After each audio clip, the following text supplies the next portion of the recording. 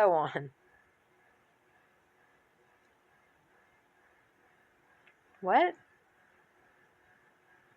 Okay. Or as the macho physicist would be saying in a decade or so, shut up and calculate. Of course he was right. If I couldn't picture an electron, how was I supposed to picture an electron's location? I didn't take this entirely as a put-down because at some level he was just telling me what he thought I needed to know, should I ever attempt to make my way as an actual scientist.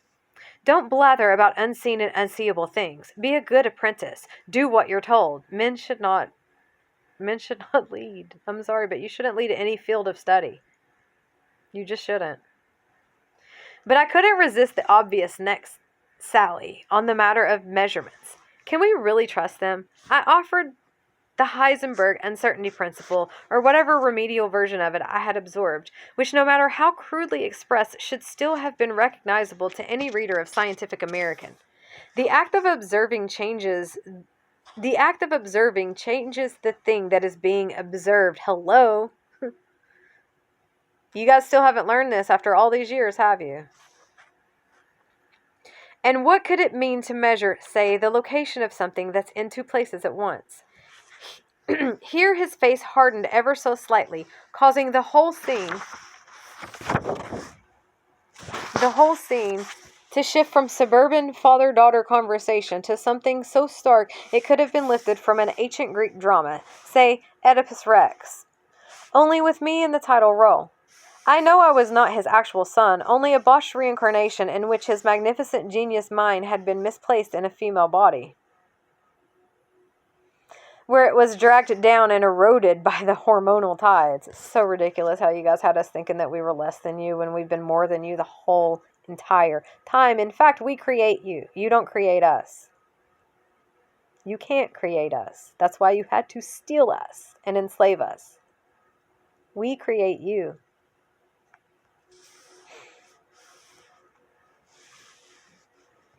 I was supposed to be smart like him, but never as smart as him.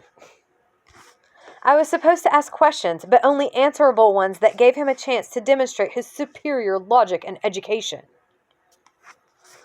The table between us grew wider. All background sounds ceased. What did I think was going on in laboratories? He demanded impatiently. A bunch of people playing hide and seek with things that might or might not be there? Of course an electron or anything else is in one place or another. Otherwise, what are we talking about here? And he didn't mean just him and me talking right there, but the whole business of human communication, collective endeavors, the whole scientific enterprise. If people are going to say any damn thing that pops into their heads, if objects are going to be both here and there, what is the point of talking at all? This is the problem with males. This is the problem with the male ego and the male psyche. You guys are so damaged in your egos, in your psyches. You can't handle the idea of a female being smarter than you. You can't handle it. Like, you can't handle the idea of a female being stronger than you. You cannot handle the idea of being inferior to a female. You're totally fine with the idea of being superior to a female, but you cannot handle the idea of being inferior, and that prevents you from ever achieving equality. You can't even tolerate the concept of inferiority to females without it upsetting the delicate balance of your fragile nature. And as a result, it's impossible for you to have equality, because the truth is you are inferior. You are inferior. We offered you equality because we don't have a problem with equality. I don't have a problem taking an inferior role to you. I don't have a problem taking a subordinate or submissive role to you, if that's what the situation calls for. You have a problem taking a subordinate or submissive role to me, and that's why we can't be equals. And if we can't be equals, we can't be partners. Because while I don't have a problem taking on that role when necessary, I have a problem being with someone who can't handle taking on that role when necessary. I have a problem being with someone who expects me to take on that role because they genuinely look down on me and see me as less than them. I'm not interested in that. I never genuinely saw males as less than me. Ever. Even if the science actually backs me up and proves my point. So, honestly, if anything, that causes me to have more compassion for you because you are less genetically equipped to handle things than I am. Just saying. Up to this point, I hadn't been a smartass. If only because I lacked the intellectual wherewithal for that. I never lacked the intellectual wherewithal to be a smartass. What, after all, had I read besides the British physicist Arthur Eddington and a few pop science paperbacks? But I was offended by the implication that quantum mechanics was some soft-minded adolescent reverie of mine. So I reached for the most powerful weapon at hand, Linus Pauling.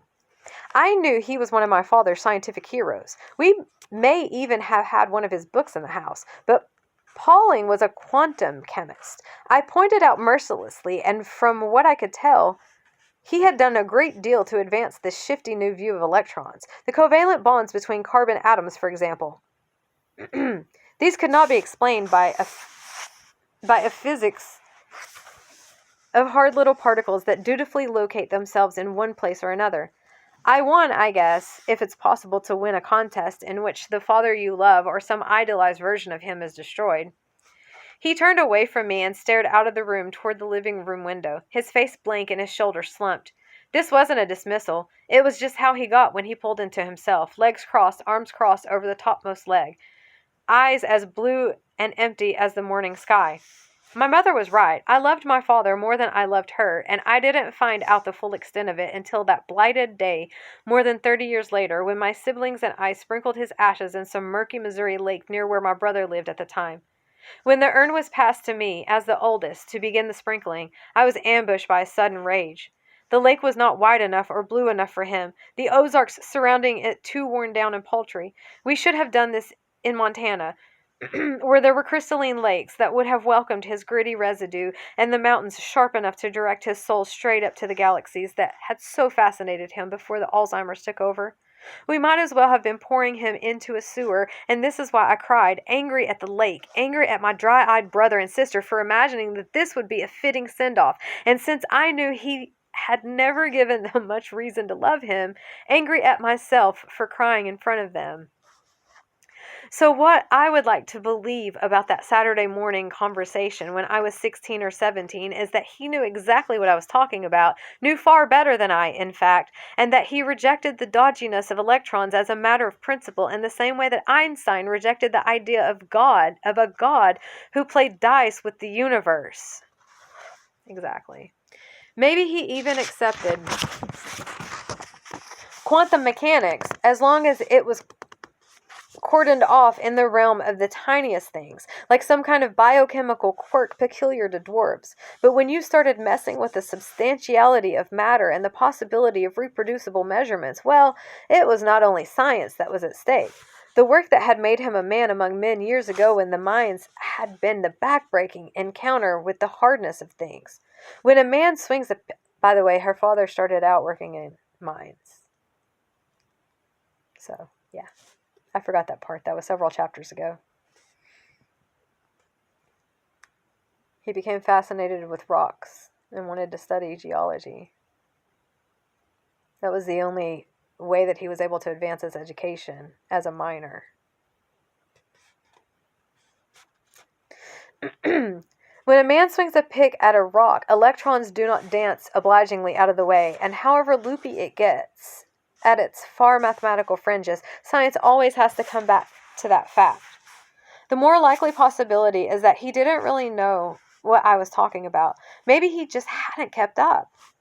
I don't know what he did at work or in the hours after work when he didn't show up at home, but I was beginning to sense that LA held possibilities unknown in Lowell or Butte, and they didn't involve going to lectures or on the structure of atoms. He was probably at the Bohemian Club.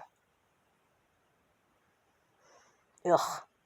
Once or twice I had glimpsed the inside of cool, dark lounges where men in suits enjoyed the attentions of the sly-looking women who glided from table to table selling cigarettes from trays attached to their waists. My father seemed at home in these places, Hollywood handsome as you could tell from the way people turned to look at him, steady into his fourth martini and ostentatious with tips. Obviously there were two LAs, the pastel suburban one and this other Norrish place he liked to retire to. These were not the fancy mahogany-walled restaurants where actual movie stars might be sighted, but they were still many levels of comfort above the scruffy taverns I was used to seeing my parents stop for a drink in. With their perfect 24-hour gloom and soundtracks of recorded crooning, they had made the bars of Butte seem like makeshift contrivances to keep out the children and the light. Maybe that's what he was thinking of when he turned away from me at the dining room table that Saturday morning, a nocturnal retreat where a man didn't have to do anything to prove he was smart because he'd already transformed his intelligence into money and could start drinking, if he wanted to, in the middle of the morning. You think you can transform your intelligence into money? That's so dumb. Money's not even real. You invented it. The crap. What I understood, and he may have understood, was that the new physics was a mockery of the whole Cartesian Newtonian edifice of knowledge that both he and I had grown up with, in which one thing inexorably leads to another, and nothing is going to leap out and poke you in the eye. If the behavior of the smallest particles was indeterminable, then in some way that he would also have to admit, everything else was up for grabs too. You could spend your whole life making precise measurements, plugging them into equations, repeating experiments, and never for one moment letting your mind drift toward the unseeable and incommunicable. You could be the most sober, straight-arrow scientist in the world, utterly intent on your work and immune to religion or fiction or whimsy, and still what you'd finally see at the bottom of it all, in the highest resolution photomicrograph or telescopic image, was a grinning monkey face staring back at you. The face of your own incurable ignorance, if you like, or for the face of something infinitely or the face of something infinitely alien. Goodness gracious, thank you. Sometime after the conversation with my father, though I cannot say as a result of it, the fantasy took a further turn toward the dire. Practical problems multiplied, leaving me little time to read or contemplate the strange beauty of things as they are. I could not figure out how to drain the pool I intended to capture rainwater in. In another version of the fantasy, I could figure it out, but there wasn't enough rain, and the small amounts I collected quickly turned slimy and undrinkable. It's your fantasy! You can make it whatever you want it to be. Why would you make your fantasy difficult? That's crazy. If I had access to one of today's chain drugstores or supermarkets, my life would have been a whole lot easier, thanks to bottled water, wipes, and freeze-dried food. But none of those things existed in the 50s. Invent them. If they don't exist yet, just invent them. What are you talking about? I'm so confused. I love you, sweetie. I'm not trying to be condescending at all. Like, I'm in awe of you and your vocabulary and your life experience. I am in such awe. But if I had been your friend back then, I would have said, friend, even if you don't believe in God, that's fine. But, believe in yourself. What are you doing? I don't think you should not believe in Source. I don't think it's unhealthy to not believe in Source. But, this is you not believing in yourself. That's sad.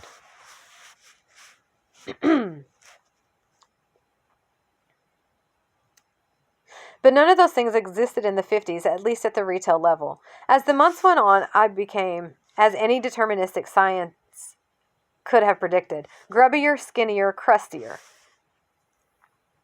And what did you do about shit, for example, in the era before plastic bags? Just keep digging fresh holes to bury it in, or look for a new feces-free compound to occupy? Again, invent it. Why would you use plastic bags? I've had an idea for an invention to deal with that problem. If someone hasn't already stolen it and invented it, I can't make my invention into physical reality if I don't have the means, the access, the capital, the tools. If I don't know anyone anywhere who can help me bring an idea into physical reality, then how am I supposed to make that happen? How? I share the idea, and then the idea is taken from me, and someone else capitalizes on the idea. The only thing I know to do is to share the idea. How am I supposed to bring the idea into fruition? If I share my idea with you, you should be so honored that I shared it with you that you should help me bring it into fruition. You should not think, oh, this is a great opportunity for me to take your idea and capitalize on it myself, since you're so sad and lonely and ignorant and deprived and poor that you don't have access to capital or even knowledge of how to navigate the business world to bring an idea into fruition. So since you don't have any of that, instead of actually sharing that knowledge with you that I have that you don't have, I'm just going to take your knowledge from you that you have that I don't have. And then I'm going to capitalize on that and I'm going to take advantage of it. And I'm going to leave you stuck in poverty. Do you understand why you're bad humans? Do you understand why? Then there were the animals whose presence had not occurred to me when the fantasy first took form. I had imagined that the removal of humans would leave the world empty of jostling and nattering life forms to distract me, an error that can be attributed to the collective solipsism of the human species, which persists in believing itself the only kind of creature worth taking into account. No, in my fantasy, I'm fine. The animals are fine. We're fine. We're all cool. We get along. If the world were filled with nothing but animals and children, I'd be fine. I could raise a whole new generation of humanity that would not be terrible. I know that sounds messed up, but it's the truth. Y'all get damaged and you just never want to undo the damage. And it's frustrating to deal with. I would rather work with children and work at undoing the damage straight away and teaching them how to continuously undo the damage. I had enough trouble believing in the conscious existence of my conspecifics. How was I supposed to extend my imagination to lizards and cats? But here they were, and in growing numbers as the human grip on the landscape loosened. I have mentioned the tragic and annoying former pets, some of which, either clinging to the obsolete association between humans and pet food, or catching the scent of my canned tuna and meat, gathered outside the walls of my compound at night to howl. Then, too, the cessation of the vast and compulsive human project of lawn mowing opened up fresh habitats for snakes and other crawly things, which in turn brought raptors swooping down from the sky. I had to look down to see what I was stepping on and up to see what might be coming down on me with claws outstretched. And then a couple of months after the disappearance of people came the lions. Lions are just going to randomly appear? What? You might think that without humans around, the lions would have plenty of deer to eat in the hills, but they may have been lured into the city by its rich supply of ignorant and defenseless former pets, many of them still fattened on garbage. Some of the new arrivals were indigenous mountain lions, but a spectacular minority of them were maned, escapees from the cages they had been kept in between movie roles. Oh, Lord. This was my worst childhood fear, these are probably legitimate things that you think about in California. When I was a kid, my concern was the house burning down. This was my worst childhood fear, going back to the age of about 4, that lions would find their way out of Africa or wherever they were and chase me down streets, over hills and across fields until I fell, as I always would, and became the red on their teeth and claws. The lions could go almost anywhere they wanted in post-human LA, and I would glimpse them skulking around supermarkets and other possible sources of carrion. Once I opened the gate in the morning to find a half-eaten puppy outside my gate, its lovable little face still intact, and I had no way of knowing whether this was a warning or, what was almost worse, a lion's idea of my share. That's crazy. God bless your soul, man. Who fantasizes about things like that? Love your heart. Like, why would you fantasize about a half-eaten puppy? That's so weird. It's a fantasy, though. You can make your fantasy anything you want it to be. Why would your fantasy be tragic or disgusting or horrifying or gross or like... My mind is blown by this. I need input. I need input from other humans about this because my mind is blown about this. Like, do you guys really fantasize about like terrible things? Why? You know that you can fantasize about anything you want, right? Like, it doesn't have to be terrible. You can just make it good. I'm going to give you the ending because I didn't do it earlier.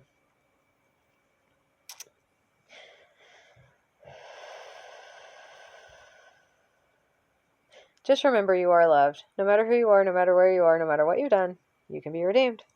Much love.